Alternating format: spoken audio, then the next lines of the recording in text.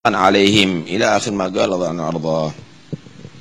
Di antara hamba-hamba Allah ada yang Allah Subhanahu wa taala lindungi sehingga setan tidak dapat mempengaruhi bahkan mendekat kepadanya.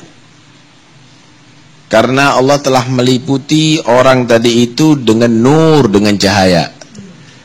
Tapi di antara mereka sekalipun dalam beribadah dipermainkan sama setan seperti orang-orang lagi mempermainkan bola. Tendang sana, tendang sini. Karena orang itu adalah orang yang tidak beres hatinya. Dan Allah melihat hati, memperhatikan hati manusia. Diceritakan sebagian ahlun nur, orang-orang yang Allah berikan cahaya, melihat setan lagi telanjang di hadapan orang-orang yang baca Al-Quran. Kemudian si setan ditegur, kamu ini ada orang baca Quran kok dalam keadaan telanjang begini, apa kamu gak malu? Mana perasaan kamu? Ini ada orang-orang di sekitar sini kata dia. Mana orang-orang kata dia? Saya tidak melihat orang-orang. Dhahaban nas, maha ula binas. Kamu anggap ini orang-orang? Mahum illa nisnas. Ini hanya jilmaan aja orang. Hatinya sama dengan aku setan. Dia memang baca Quran lisannya, tapi tidak mengamalkan isinya. Dia tidak ikhlas dalam membacanya. Dia ingin dipuji sama orang.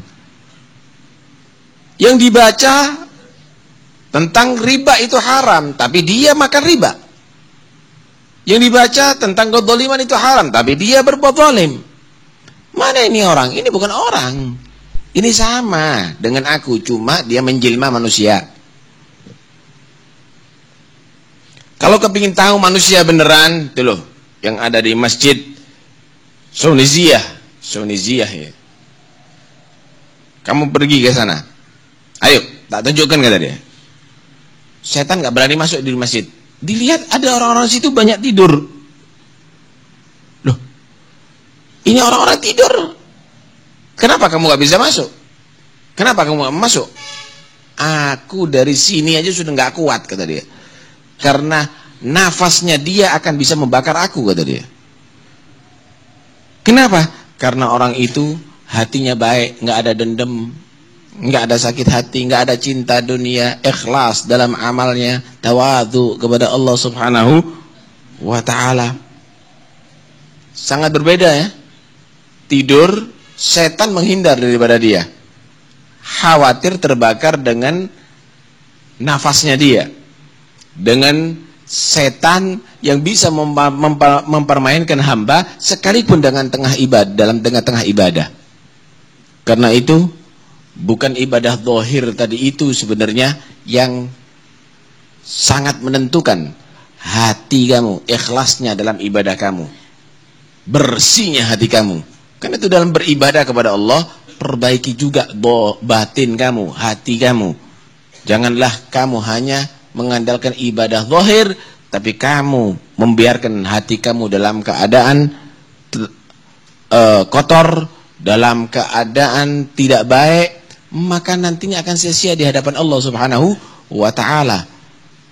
Dalam hadis Rasulullah sallallahu alaihi wasallam bersabda, "Laula anna syayatin yahumuna ala qulubi bani Adam, lanadharu ila malakutis samawat." Kalau seandainya bukan karena setan yang lagi ngerumuni hatinya manusia, maka dengan cahaya iman manusia itu sendiri akan bisa tembus ke dalam alam malakut yang ada di langit.